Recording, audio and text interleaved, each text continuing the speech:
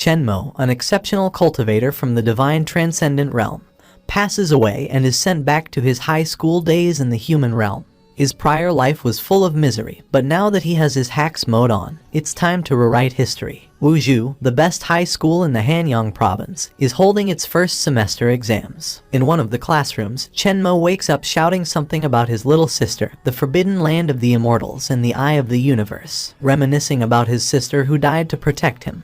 He is still processing his whereabouts, getting ridiculed by his peers. Chenmo realizes that he has come back in time to his third year of high school. To confirm whether he isn't just dreaming, Chen checks for the surging spirit energy and his powerful soul inside, finding nothing. Vowing to not repeat the arrogant mistakes in his past life that led him to a failed suicide and getting saved by Hua Zion Immortal, he leaves the exam. Chen proclaims to become stronger than ever and restore his cultivation, so that he can find his little junior sister. Seriously, what's with the long-ass little junior title? There are 8 realms of cultivating immortals: Chi refining, golden core, original infant, body fusing, Mahayana, crossing calamity, immortal venerable. Chen, who was a body fusing realm expert in his past life, must now start again from the Chi refining realm. He wants a good and stable root as his foundation instead of skipping the basics this time around.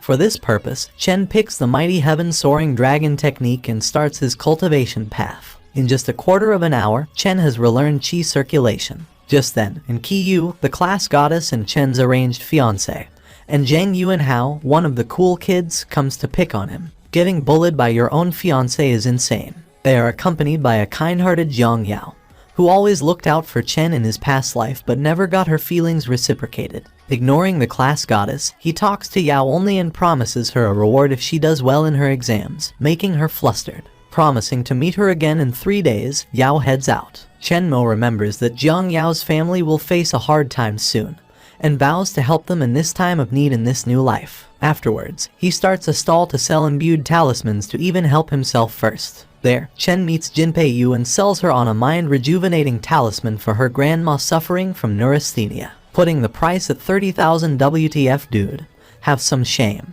He is about to seal the deal but is interrupted by her sister Li Shangnan, who thinks it's a scam. However, Jinpei is bent on trying everything for her grandma and buys it anyways. Sheng promises to beat up Chen if his talisman doesn't work, as the two sisters head on their way. You didn't even ask his name though. Afterwards, Jinpei goes to her grandma who has gotten worse. After convincing her grandpa to at least try the talisman, she follows Chen's instructions to activate it. Putting it on her grandma's head, Jinpei shouts awaken. Drumroll. The talisman works and Jinpei's grandma wakes up. Not a scam, yay. The doctors label this occurrence as nothing less than a miracle. Upon seeing this, the grandpa orders to find out the background and whereabouts of the talisman's maker, wishing to meet him in person. Could have avoided this if she just asked his name. Meanwhile, Chenmo awaits his mother's incoming call to inform him of his grandma's funeral. When he picks up the call, he is almost brought to tears after hearing his mom's voice for the first time in 600 years. Promising to meet her at the airport, Chen heads out. His mom is Li Sufan, born from one of Yanjing City's great 6 families. However, she was expelled from the family for marrying a normal civilian. As such, Chen is treated like an outsider in his own family, only being used as a tool to get closer to Enkiyu's family. Having come back, he vows to not get trampled by them again and to settle their debts once and for all. Later at the airport, Chen meets up with his mother, almost tearing up. Together, the two head to Yanjing City to meet the Li family at his grandma's funeral. Ah, a good old family reunion. Surely nothing will go wrong here, right? Arriving at the family gathering, Chen and his mother are treated harshly and not given the time of the world. Particularly the former, who was ridiculed and wasn't even allowed to see his grandma one last time due to his outsider blood. After the respects are paid, night has fallen. Chen's mother is given her quarters, while Chen himself is thrown into a warehouse to sleep. Reminiscing his past life, he remembers how the family's younger generations locked him inside the warehouse, almost killing him. Not falling for it 2 lifetimes in a row, Chen lies in wait for their arrival come midnight. Bozos have no clue what's in store for them. 3 of the family's younger generation barge into the warehouse, finding a calm and collected Chen lying in wait. They charge at him with weapons but are dealt with. The strongest of the 3, Yu, is a martial artist, capable of forming the outer core. This reminds Chen of a weaker, 3rd grade Qi, and he easily deals with the fraud, albeit wondering if people like this existed on Earth in his previous life too. Before letting him go, Chen cripples Yu's dantian, a part of the body that stores qi. Ouch, that's gotta hurt for sure. Later, the family head is informed about the incident by Yu's parents. The former angrily demands Chen's presence, but he has already arrived, not looking one bit sorry for his actions. Sigma energy. The entire family is out for Chen now, demanding a cruel punishment for his actions. They plead the family's head to serve justice. The latter tells Chen to kneel, but he refuses as he didn't do anything wrong. The dude is too gigachad. This insolence from him is about to get Chen, along with his mother, officially kicked from the family. Just then, Li Sufeng arrives and tells her son to at least tell why he did what he did. Chen knows that the family won't care for his words whatsoever. However, to fulfill his mother's wishes, he comes up with a plan. Chen intimidates one of Yu's accomplices in the attack, forcing him to tell the family the entire truth. Scared for his life, the latter does so. With the tables now turned, Chen stands proudly alongside his mother against the family. What a goat. Despite the truth having come out, the family stands in unison against the outsider Chen. His mother inquires the family head, Le Dongyang, about his judgment on the matter today, and if it was Chen lying on the floor bloodied instead. The head declares a life for a life against Chen for his offense against the family today, but proclaims that he wouldn't have done anything for an outsider if it was the other way around. No, even having the audacity to say this out loud should be illegal WTF. This angers Su Feng, making her talk back against Dong Yang. Furious at her, the latter is about to slap the former. However, Dong Yang's arm is grappled by Chen, who proclaims his mother's safety as long as he is around and threatens the former. As Chen activates his chi, the family is shocked to see him being an inner realm martial artist. Refusing to accept this self-centered person before him as his grandfather, Chen gives a piece of his mind to his family. Talk that talk. Li Zi, Li Yu's elder brother, steps up and threatens Chen, announcing the annihilation of the latter's family otherwise.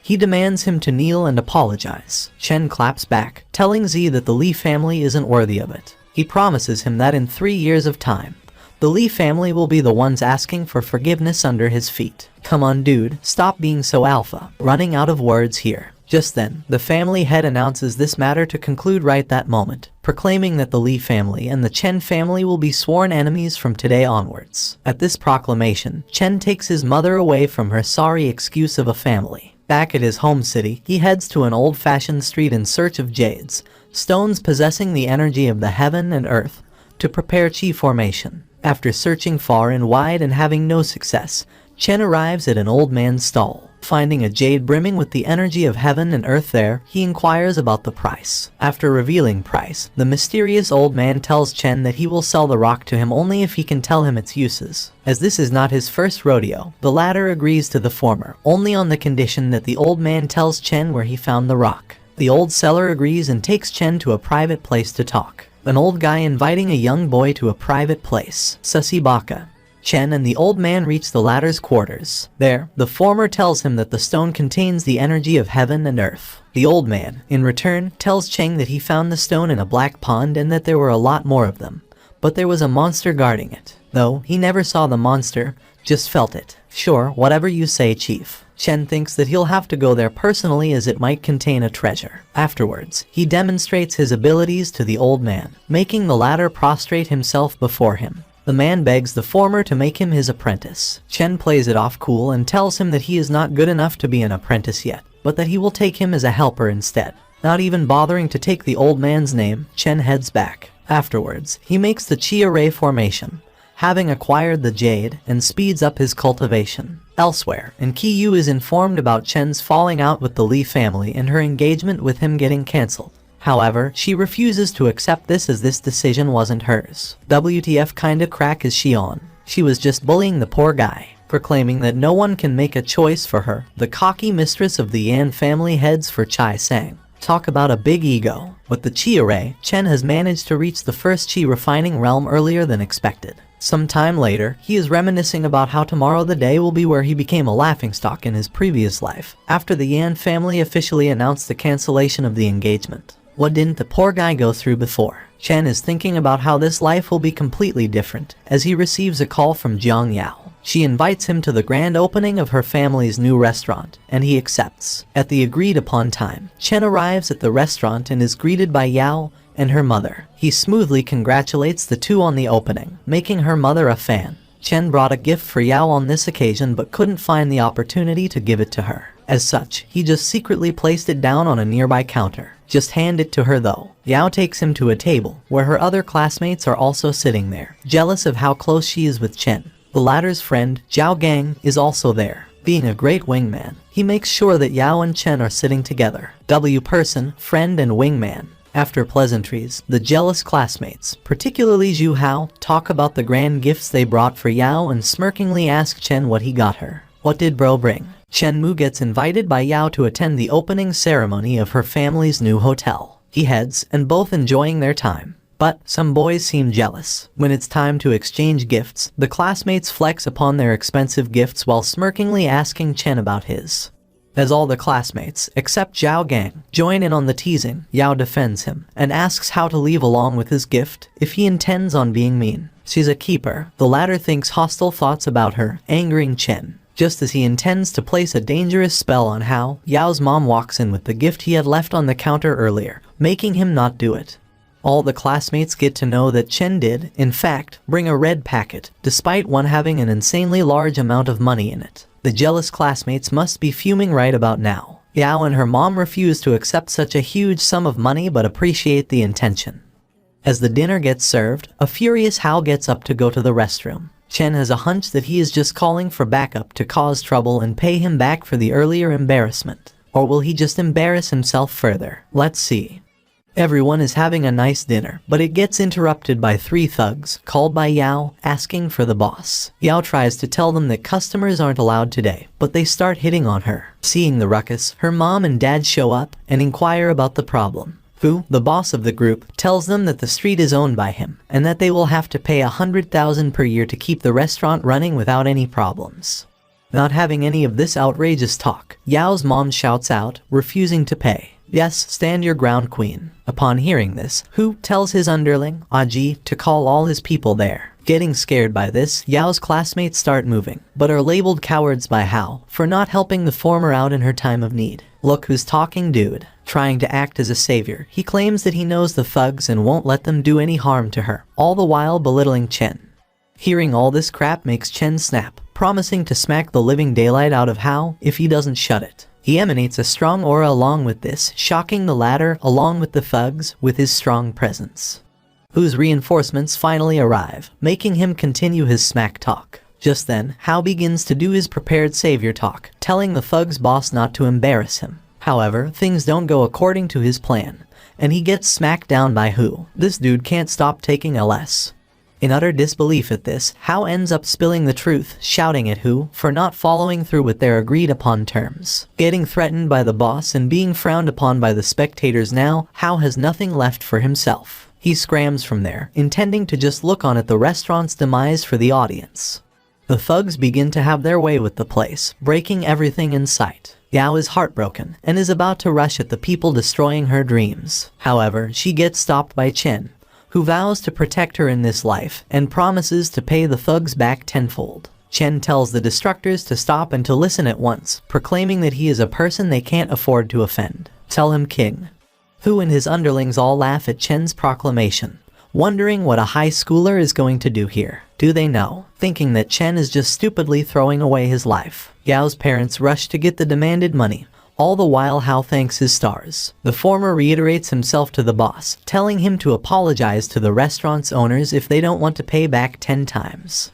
Enraged at Chen's cockiness, Hu tells his underlings to attack him. They don't. However, all of them are defeated in the blink of an eye, shocking Hao. The thug's boss then threatened to shoot him. Chen realizes that even as strong as he is, he still can't block bullets. Before Hu reaches in to grab his gun, the former slaps the crap out of him, sending him to the floor. Hu reveals that he doesn't have a gun and only wanted to scare Chen, but the latter doesn't care. Stomping on the former's head, he reminds him of the tenfold amount and an apology. Having been fully defeated, Hu has no other choice than to accept Chen's terms. Now they do. The thugs apologize to Yao and her parents, promising to not cause trouble in the future, and to pay for the damage. They let them off without the tenfold payment, as long as they keep their word. Hu and his underlings head out, as does Chen, asking Yao to call him if she ever gets in trouble. Dude's the Rizzler. Afterwards, Elder Jin Zhong Run, husband of the grandma that got healed by the talisman, along with his granddaughter, Jinpei Yoon, meets with Chen. The latter wants to skip all the formalities and jump right into the purpose of the meeting, angering Yoon with his rudeness. Why the rudeness though? People got things to do, woman. The elder remarks that an expert like Chen must have a tight schedule and gets right into it. After asking the latter to cure his illness, he gets asked to punch him. As Chen sees that he is an inner realm martial artist, he tells him that he can heal him with a pill.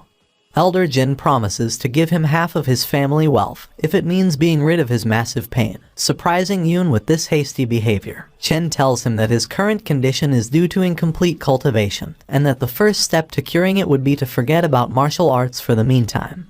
The elder is hesitant at first, as martial arts has been his whole life, but he comes around, wanting to live out the rest of his years free of the hellish pain. Chen tells him to keep his family's wealth, and just pay him the 1 million that will cost him to produce the spirit-nurturing pill in a few days' time. Upon being inquired by Yoon for the time delay, Chen remarks that preparing the medicinal herbs for the pill requires a bit of time. However, the real reason that he doesn't say out loud is that he just has no money on him right now to purchase the herbs. Smart guy.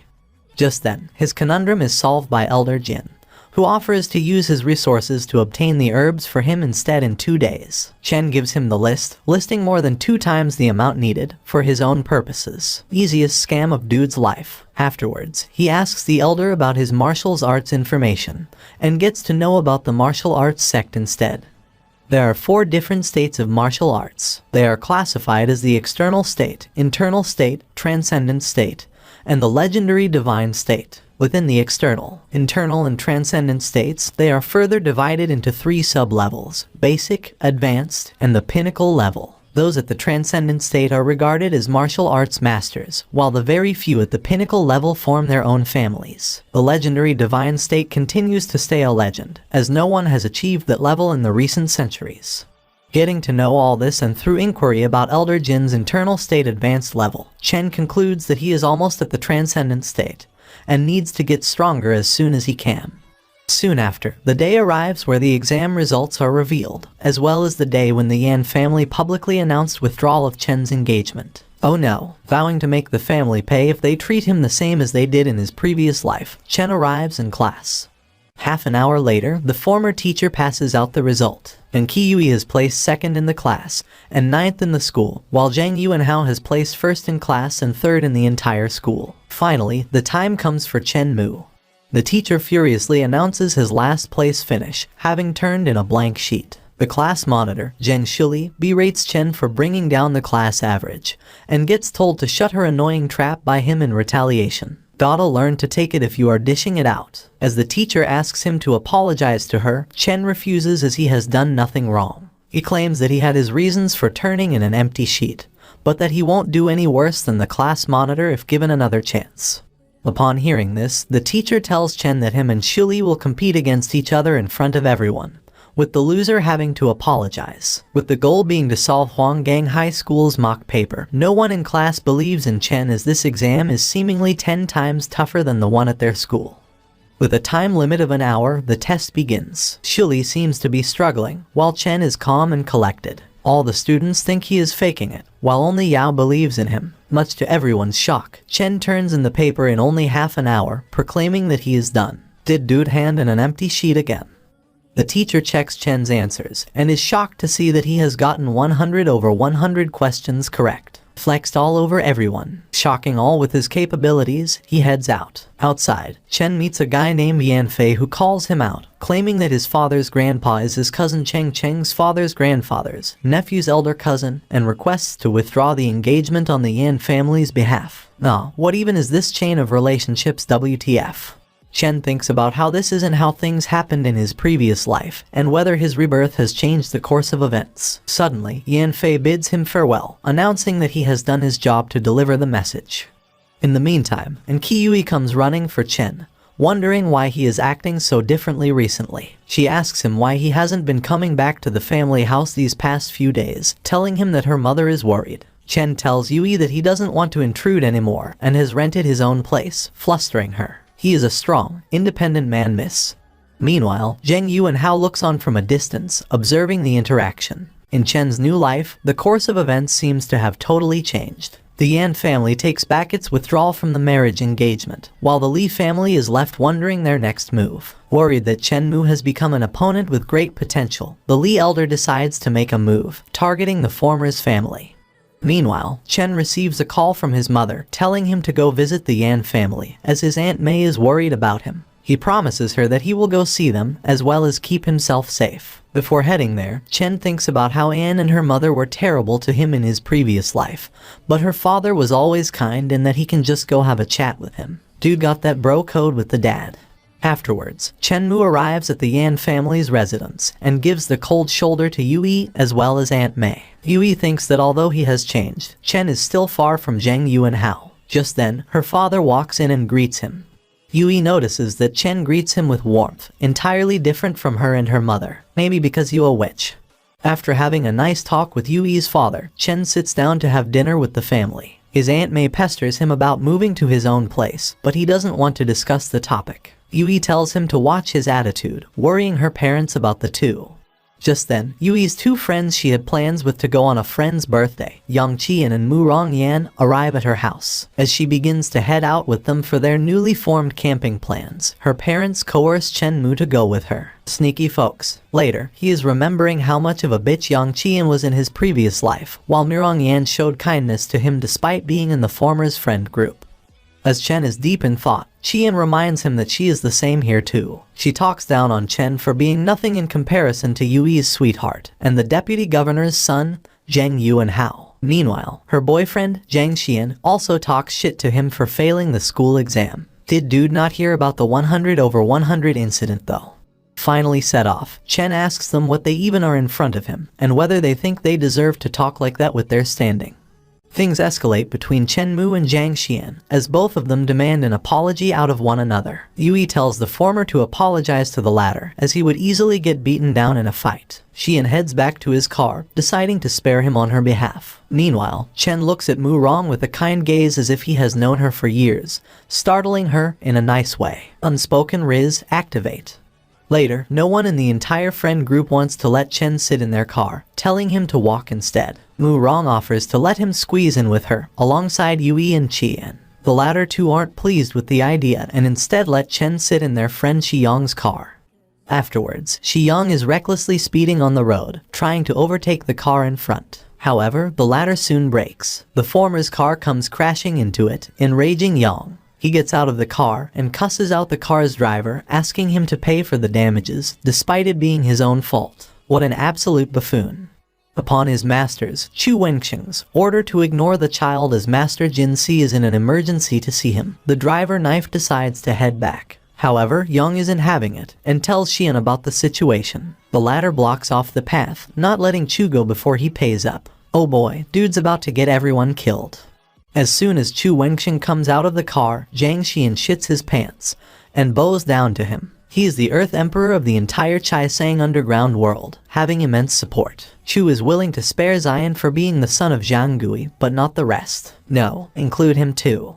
Calling for his men, Chu asks them to retrieve Yui, Mu Rong, and Yang for him. He also tells spare Xian, but teach a lesson to the rest. Later, as the men arrive, they start to fulfill his commands. However, as they try to approach the girls, Chen-mu stops them. Chu asks him who he is. He responds, "I am the one you can't afford to mess with," shocking the spectators. The underground boss asks again, and receives the same response, coupled with an "Are you deaf?" remark. Nah, dude is way too slick with it. As everyone thinks that Chen has signed his death warrant, Chu calls for his underlings to finish him off. All of Chu's minions attack Chen at once. Much to the shock of everyone at the scene, the fight is over in an instant. Chen stands tall, not even having broken a sweat. Frustrated, the boss sends his best man there, Knife, to attack the former. The latter charges up his energy and aura, striking Chen with a fist to the chest. However, Knife breaks his own arm on his body instead. The onlookers have mixed feelings at this performance. Chu can't believe his eyes at his best man getting beaten like nothing, while Xian is sweating at the thought that he almost challenged Chen to a fight. Dude dodged a bullet. Yui thinks that while his arrogance is understandable, but according to his strength, he is still far worse than Zhang Yu and Hao, because this is an era of financial resources more than strength. What the hell is wrong with her? Meanwhile, Mu Rong can only think that she wants to marry a man like Chen. After losing to Chen, Knife remarks that he must be a legendary martial arts practitioner. Hearing this, Chu invites the former to work as a bodyguard for him. However, Chen rejects and considers it an insult to him. Tired of his repeated rejection and not being taken seriously, Chu pulls a gun on Chen. Somehow still unfazed, the latter tells him to drop the gun and beg for mercy if he wants to live. As Chen has a gun pointed to him by Chu, he receives a phone call. He picks it up and asks the latter to wait a minute while he talks. The underground boss graciously lets him do it, as these will be his last words. On the other end of Chen's call is Jinpei Yun, informing him that his herbs have arrived. He tells her that he will be a while, as a man named Chu Wengxing is blocking his way. Suddenly, Chen hands over the phone to the latter, who is curious about the former's backing. Just then, Chu's ears get blown out by Yun, who he refers to as Miss Tu and her grandfather as Mr. Kim. Upon being told that Chen is the latter's guest, Chu becomes as pale as a ghost, as if he is contemplating his life decisions that led him to this point. It was at this moment that he knew. He messed up. All caps. After the phone call ends, he has become a totally new person. Chu apologizes to Mr. Chen and thanks the sir for graciously letting him go. All the onlookers are left speechless at the underground boss apologizing to someone like Chen Mu. Afterwards, Chen separates from the group and meets with Yun and Elder Jin, having retrieved the herbs. Yun wonders if he would need a furnace for the alchemy technique to refine the medicine. Chen assures her that all he needs is his hands. His girlfriend must be one happy woman. Smirk smirk. Chen forms the Pei Yu and Dan pill using his chi condensation, and gives it to Elder Jin to consume. He does so, and is cured of his ailment. Not only that, the Elder's martial arts also improve to the peak of the inner realm. Chen tells him that he threw in a bonus with his treatment, fixing his incomplete cultivation method, so that the Elder can continue to practice martial arts in the future. This brings Elder Jin to tears. Not knowing how to repay Chen's kindness, he kneels down in front of him and asks his granddaughter to do the same. After they are done doing so, Chen asks him to transfer the money to his bank and leaves. Money time. Later, Elder Jin tells Yun to not let anyone in the Jin family make an enemy of Chen, and to kick anyone out of the family who even dares to. He then tells her to inform her father to keep his men in check, and to not let anything like today happen again. And to add another 0 to Chen's payment. Nah, dude really just flexed like that. After taking a call from Mu Rong's concerned mother, Chen heads to practice for his chi condensation's second stage. There, he receives another call. It is from his fiancée, Cheng Cheng. Mommy is here. She informs Chen of her arrival at Chai Sang and asks him to pick her up. Chen does as such, and is made to bring Cheng back to his house, along with her sister Sang. Later, Sang has to go out to buy some stuff, and asks Chen to keep his paws off Cheng, all the while keeping her safe. Left alone together, the two fiancés can't get any more awkward, unable to make any conversation. Dude keeps talking fine against other dudes though. Sus. All this time though, Cheng is thinking that Chen isn't her type at all, being a playboy, being bossy, as well as being a flunker. Chen remembers that his jade stones are running out of energy, and that he should go meet his apprentice to get new ones soon. He also wonders about the unpredictable future as his new life has deviated from his past one, creating uncertainty about the future. Spice it up. Just then, Cheng asks Chen if he isn't at all curious about why she came to see him all of a sudden. He asks, and she replies that she doesn't want her fate to be manipulated by someone else. Receiving nothing in response from Chen, Cheng heads out stomping, leaving him in confusion as to what he did wrong.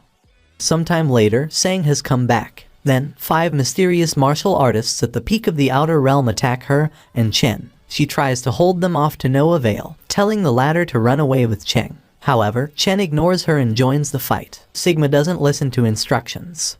Chen easily overpowers the martial artists, who try to retreat after witnessing his power. He doesn't let them though, and breaks their bones instead. As Chen asks the martial artist about who hired them, they ingest poison, killing themselves.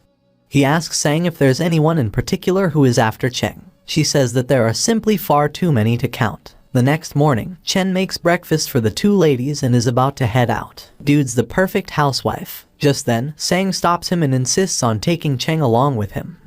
Upon Sang's insistence, Chen and Cheng head out together and go to meet the former's old apprentice, who wonders if the latter is his mother. See, even he thinks he is mommy. After the chatter, Chen tells his apprentice that he has some things to tell him. Cheng goes off to look around while they talk, as the former asks the old man his name. The apprentice reveals himself to be Songzi of the Taoist temple.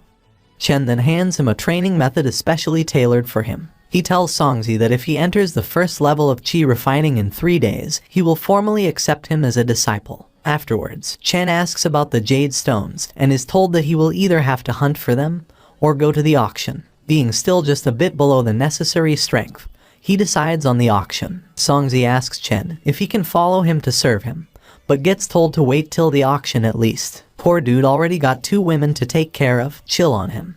Meanwhile, a mysterious, old and beastly figure roams in the shadows. The figure arrives outside Chen's place and is confronted by him and Sang. It is raining, but the mysterious old man is completely dry, making the latter remark that he is at least the peak of inner realm. Upon Sang's inquiry, the old figure says that he doesn't have many years left and can only live longer if he enters the transcendent realm. However, to do that, he needs to borrow something from the Yan family's mistress to fulfill the conditions he needs. Seeing that this man is hostile, Sang tells Chen to run while she stalls, as they would be no match for him. When will she learn? However, he is curious about the conditions and asks the old man about them and who gave them. The latter tells him that it's a place to enter the Void Mountain, coming alive out of which makes one become a patriarch. Though, he doesn't mention the who part. First, smart villain. As soon as the old man finishes his sentence, he is up in Sang's face, choking her out. She thinks that it's the end for her, but is mysteriously saved. It is Chen, who has sent the old man flying after charging up his own aura. Caught off guard by Chen's strength at first, the old beastly man begins to let his aura run wild, preparing for an all-out brawl. Shit is about to go down. The old man begins to attack Chen Mu, who blocks his strikes without breaking a sweat. Realizing that the latter is at the peak of the inner realm, the man pulls out his secret move, Cloud-Destroying Hands, rushing at Chen with seemingly multiple hands. Sang sees this and gets shocked, remarking that this mysterious old figure is a Pang Shiyuan, who was famous for his skills about 10 years ago. Meanwhile, even this special technique doesn't faze Chen. He activates his aura, shouting out Xingsu and Divine Fist, first form, Mountain Break. Suddenly, Chen's energy takes the form of a giant axe, scaring Pang Shiyuan. What a washed-up old dude. However, he doesn't run away and stands his ground. Unfortunately for Pang, Chen doesn't yet have good control over the ability, and ends up unintentionally splitting him apart in 2. Sang is horrified at the sight, while Chen only expresses his disappointment, as he wanted to ask the deceased some questions. Oof, dude got Thanos. Elsewhere, Liu family's granddaughter, Meng Yao, disclosed that the mighty Pang Shiyuan that was sent to kill Cheng was defeated. As he tells her that it is definitely the work of a grandmaster, Meng Yao asks her uncle to help her not let Yan Cheng return back to Shadu alive. At Shadu, the grandson of the Nangong's family head, Yunlu, informs his grandfather, Wang, about their men's defeat. The former asks the latter to get a martial arts master for the job. As Wang tells him that it isn't an easy task, Yunlu bursts into tears and whines like a spoiled brat, threatening to run away from home if he doesn't get Yan Cheng. How old is this dude? Meanwhile, the Yan family head, and Chong, is reached out to by Cheng's concerned father, Manchuan. The former assures the latter that his daughter is safe and sound. The two think that Chen Mu has a secret teacher responsible for killing the attackers. Sure, definitely a secret teacher. And Chong remarks that his granddaughter's fiancé has great potential, and announces to let Cheng and Chen continue to stay in contact. Let the romance brew. Over with Chen, he arrives at the largest casino in Chaisang, the treasure hall for the auction. Sang, Cheng and Songzi accompany him. Having induced Qi in the given deadline, Chen allows his apprentice to call him young master when in public. And Qiyui, along with Mu Rong and Qian, also happens to be at the auction, and get taken a liking to by someone from the Lin family. She attracts the same holes as herself.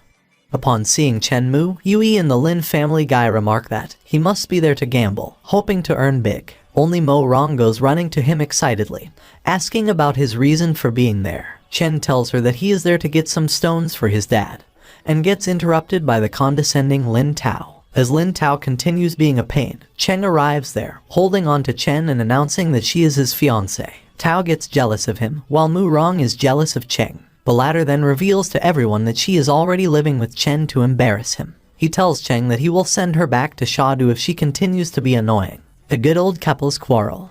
Chen separates from the group, along with Songzi, and meets Chu there. The latter greets him with respect, and intends to take this opportunity to mend their relationship.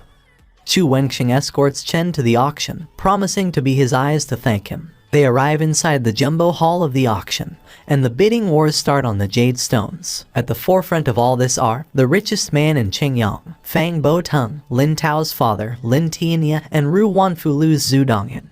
Zhu Dongyan has a person besides him, who is the owner of transversal eyes, letting him see the inside of the jades, to see if they are worth anything or not. Lin Tianya bids on the first stone for 600,000, and receives it, despite Zhu's warning. The auction's owner, Jia, is angry that the first stone got sold for such a little amount, and then opens it on Tian's request. However, the stone is in fact empty, making the latter furious. Imagine getting rolled despite getting told otherwise. Bro has negative IQ. Afterwards, the bid for the second stone gets started at 1 million. Zhu bets on it for 2 million as per its worth, making Shan think that it has great value. He places a bid for 2,010,000 to outbid him. Owner Jia then proceeds to open the stone. Sure enough, there is a gem worth 2 million inside the stone, pleasing Tian. The bids continue, and the owner Jia continues to get ever furious. At the fifth rock, Zhu bids 800,000 for the stone's worth, but gets outbid by Chen Mu bidding 1 million. Everyone is shocked at this proclamation, especially in Qi Yui and Lin Tao, who wonder where he got this kind of money. Ah yes, the gold digger and the spoiled brat, match made in hell. Zhu wonders why Chen is willing to pay so much for a relatively cheap stone and lets it go. Suddenly, his guy with the transversal eyes whispers something to him, causing him to panic. He bids 1.5 million, but is again outbid by Chen with 2 million. Zhu is outraged at this transgression and gets offended. However, Chen pays him no mind, surprising the onlookers. Hu gets involved too, and the bid eventually ends up being raised to 5 million, in Chen's favor after a back and forth. Zhu backs off, and the rock is about to be sold. Suddenly, Lin Tian speaks up, telling them to hold on. What does this dude want now? Tian, having been convinced by Tao, tells auction owner Jia to be wary of Chen, as he looks like a poor student. Being told to prove his wealth, the latter hands out his card and its password. After checking, Jia confirms that Chen indeed has enough money to buy the rock, and has 10 million in his account. Dude just flexed all over them. Tian is enraged that Tao misled him, while Yui wonders what other secrets Chen is hiding. Oh, now the gold digger is interested. Later on, Jia opens up the rock, and instead of the usual green gem, finds a red crystal inside. All the bidders are in awe, as it is a blood diamond, selling for as high as 200 million. However, Chen doesn't care about the money, and just wants the store for its fire energy. Jia uses this opportunity to have his revenge on Zhu, painting him as an evil guy who doesn't know what he's talking about, and turning everyone on him. He also thanks Chen, and promises to give him a gift after. On-based auction owner. Next, no one believes Zhu's words, and Chu repeatedly asks for Chen's advice, earning a good deal of money. Now, the 17th rock comes out, and Chen bids 5 million again. Seeing him bid, everyone thinks that it's an expensive gem again. The bidding wars begin, and Zhu comes out on top with a 30 million bid. However, it is a green gem worth only 10 million, making him lose all his money. R.I.P. Bozo, Chen sighs, as he only wanted the gem for its wood spirit and nothing else.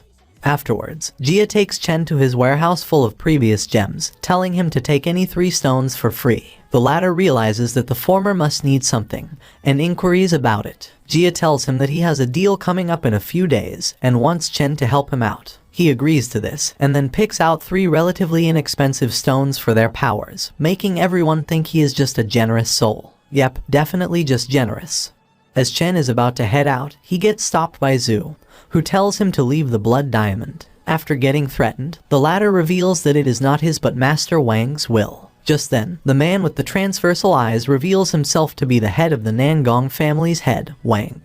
At this revelation, both Chu and Zhu ask Chen to hand over the blood diamond to Wang, and not to fight back. Telling him of the latter's strength, they reveal his nickname to be the Ghost. However, Chen doesn't care, and tells Wang that he can have the diamond in exchange for his life. Sigma behavior. Enraged, he summons a literal ghost, and sends it out to devour Chen's soul.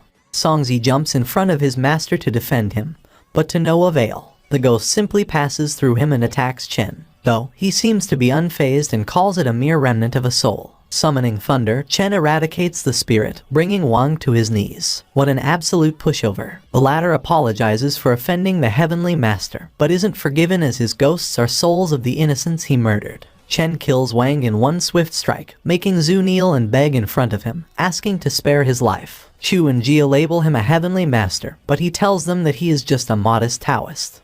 Chu and Jia try to not offend Chen in any manner and keep him in their good graces. Meanwhile, Cheng and Sang wonder if he is still human with his current strength. Over with Chen, Zhu continues to beg him, asking to spare him. The former tells him that he will forgive him, as this is Zhu's first offense against him. Chen proclaims that Zhu must put 50 million in his card before tomorrow, if he wants to live, and to never enter Chai Sang again. Easiest 50 million of dude's life.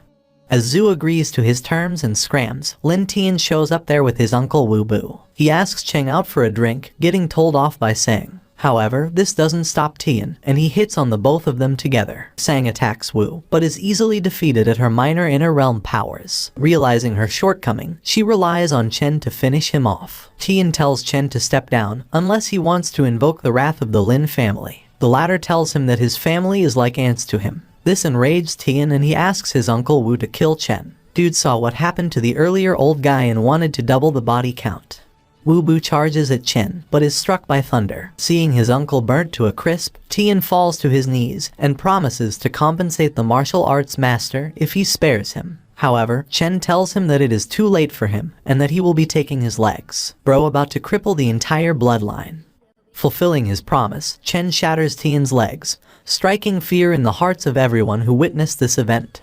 Afterwards, he heads back to his temporary given residence, along with Songzi, Cheng and Sang, as Chen plans on starting his second level of qi condensation. With the newly acquired jade stones, Cheng ponders how she can get him to make the blood diamond into a ring for her. Why are all these women such big gold diggers?